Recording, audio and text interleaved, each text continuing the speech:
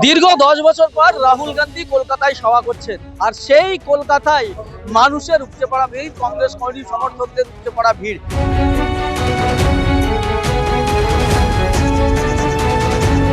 আমাদের কলকাতায় যে আবেগ মানুষের, যে রাহুল গান্ধী যেখানে এখানে আসবেন, এত লোকের সমর্থন এখানে, এবারে আমরা আশাবাদী আছি যে আমরা ভালো ফলাফল করতে চলেছি। কংগ্রেস ভালো ফলাফল, ভালো জায়গায় চলে যাবে এই 2024 বিধানসভা নির্বাচনে।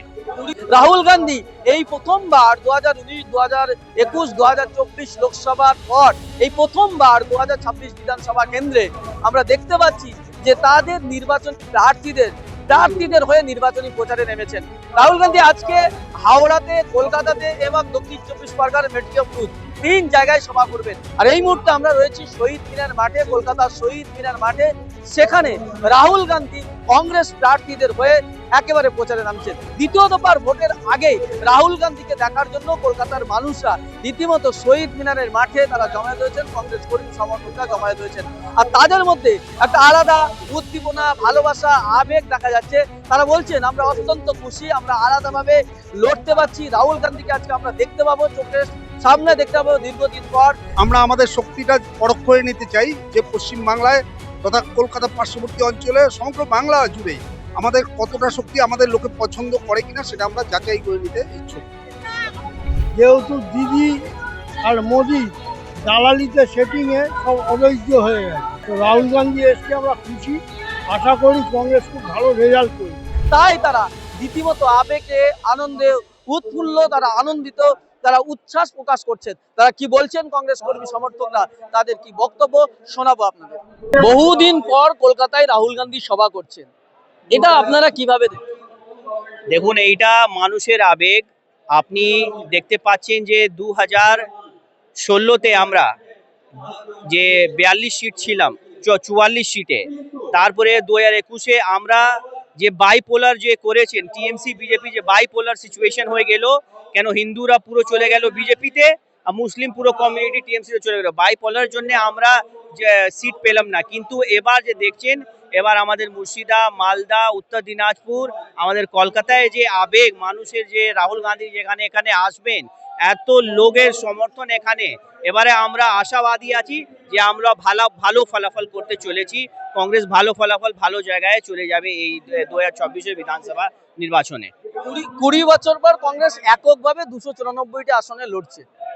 দেখুন, আমরা যখন মাঠে নামি তখন অনেক লোক আমাদেরকে জিজ্ঞাসা করে যে কংগ্রেসের চিহ্ন কেন নেই।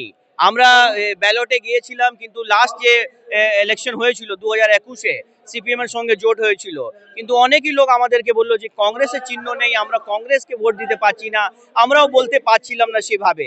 কিন্তু এবার যে 20 বছর পর কংগ্রেস একা ডাক দিয়েছে, মানুষের আবেগ আছে, রাহুল গান্ধীকে যেভাবে মানুষ পছন্দ করছে, উনি ভোট চুরি যে তুলেছেন, যে সেন্টারে যে চুরি হচ্ছে, ইলেকশন কমিশন যে চুরি করছে, মানুষের হৃদয়ে বসে আছেন রাহুল গান্ধী। আজকে এখানে সভা করছেন, তারপরে আগে শ্রীরামপুরে আছে, তারপরে এখানে, তারপরে মেটিয়াবুরুজে।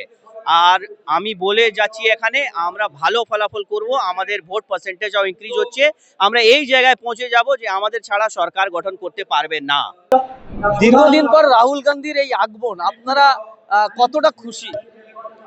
দেখুন, আমরা অনেক খুশি আছি। এই খুশিটা আপনি দেখতে পাচ্ছেন, দেখুন ফ্ল্যাগ, দেখুন সব সময় হাজার ফ্ল্যাগ দেখছেন। আজকে তো রাহুল গান্ধী 3 জায়গায় আসছে আজকে শুধু। তো এই যে আমাদের কংগ্রেস পরিবার আছে আজকে একসঙ্গে হয়েছে, আর এই জন্য হয়েছে কি আমরা 294 সিটে রাহুল গান্ধী এখানে বেঙ্গলে লড়াচ্ছে। কেন? আপনি এখন দেখতে পাচ্ছেন টিএমসি আর বিজেপি এরা লড়াই করছে রিলিজন নিয়ে, একটা মুসলমানকে নিয়ে, একটা হিন্দুকে নিয়ে, একটা মন্দিরকে নিয়ে, একটা মসজিদকে নিয়ে, একটা বিভাজন করেছে এজিওপি, হুমায়ুন কবিরকে দিয়ে মসজিদ করাচ্ছে। এইসব জন্যে নফরত কি বাজার মে মোহাম্মত কি দোকান কেউ খুলতে চাইছে তো রাহুল গান্ধী, কেউ খুলবে তো রাহুল গান্ধী, আর আমরা ওনার সঙ্গে আছি, থাকবো, আর ওনার সঙ্গে ওনার পার্টি করবো। দীর্ঘ 10 বছর পর কলকাতায় রাহুল গান্ধী সভা করছেন, এটাতে কিভাবে দেখছেন আপনি? আমাদের বাংলার সাধারণ কংগ্রেস কর্মীদের এটা খুবই আনন্দের কথা, যে এই পশ্চিম বাংলার কথা, পশ্চিম বাংলার রাজনীতির কথা কেন্দ্রীয় নেতৃত্ব উপলব্ধি করেছেন এবং তারা বুঝতে পেরেছেন যে বাংলার মাটি কিন্তু উর্বর মাটি, এখানে চাষ করলে ফসল ফলবেই একদিন না একদিন, সেটা তারা উপলব্ধি করেছেন এবং আমি ব্যক্তিগতভাবে মনে করি যে এরপরে বাংলার যা নির্বাচনের ফলাফল হবে সেই ফলাফল দেখে ভবিষ্যতে ওনারা আরো উৎসাহিত বোধ করবেন এবং এখানে বারংবার এসে আমাদেরকে আরো উৎসাহিত করবেন। আমরা দেখেছি 2019 লোকসভা নির্বাচন, 2021 লোকসভা নির্বাচন, 21 বিধানসভা নির্বাচন, 2024 লোকসভা নির্বাচনেও রাহুল গান্ধী ভারত জোড়ো যাত্রায় আসলেও নেতাদের প্রচারে, প্রার্থীদের প্রচারে আসেননি। এই প্রথমবার রাহুল গান্ধী এই প্রার্থীদের প্রচারে আসছেন 4-5টা নির্বাচনের পরে। এটা তখন হয়তো উনি উপলব্ধি করেছে, মানে সেরকম ভাবে পরিস্থিতি, যেহেতু একটা দিল্লিতে একটা ইন্ডিয়া জোট ছিল লোকসভা নির্বাচনের সময়, সেইভাবে হয়তো উনি স্থানীয় নেতৃত্বের হাতেই ব্যাপারটা ছেড়ে দিয়েছিলেন।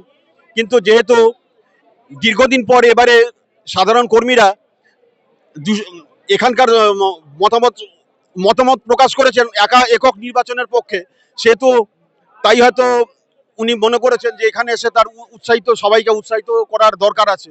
হ্যাঁ, এটা আমাদের পক্ষে খুবই আনন্দের সংবাদ। আমরা পুরোপুরি খুশি। কেন, অনেক আগে আসা উচিত ছিল, যেহেতু দিদি আর মোদি দালালিতে সেটিংয়ে সব অবৈধ হয়ে গেছে। তো রাহুল গান্ধী এসছে, আমরা খুশি। আশা করি কংগ্রেস খুব ভালো রেজাল্ট করবে। কেন, বহু বছর পরে কংগ্রেস একা 293টা সিটে লড়াই করছে। এই লড়াই কংগ্রেসের মানুষ যে ফিরে কংগ্রেসের থেকে চলে গেছিল সিম্বল থেকে, সেই সিম্বলটাই আবার আশা করছি ফিরে আসবে। আপনারা কতটা খুশি রাহুল গান্ধী আসছেন এই বাংলার মাটিতে বারবার? আমরা খুব খুশি যে আমরা দীর্ঘদিন ধরে চাইছিলাম যে আমাদের নিজেদের একটা শক্তি এখানে পরীক্ষা হোক, যে আমরা কংগ্রেসকে লোকে চাই কিনা সেটা যাচাই করা প্রয়োজন ছিল। যেটা আপনি প্রশ্ন করলেন একটু আগে, কিছু এর আগে জোটের স্বার্থে কিছু অবলিগেশন ছিল, যার ফলে রাহুল গান্ধী উত্তরবঙ্গে এলেও কলকাতার বুকে আসতে পারেনি জোটের বাধ্যবাধকতার কারণে। হয়তো উনি এটা অনুভব করছেন, কিন্তু এখন এসছেন, আমরা খুশি।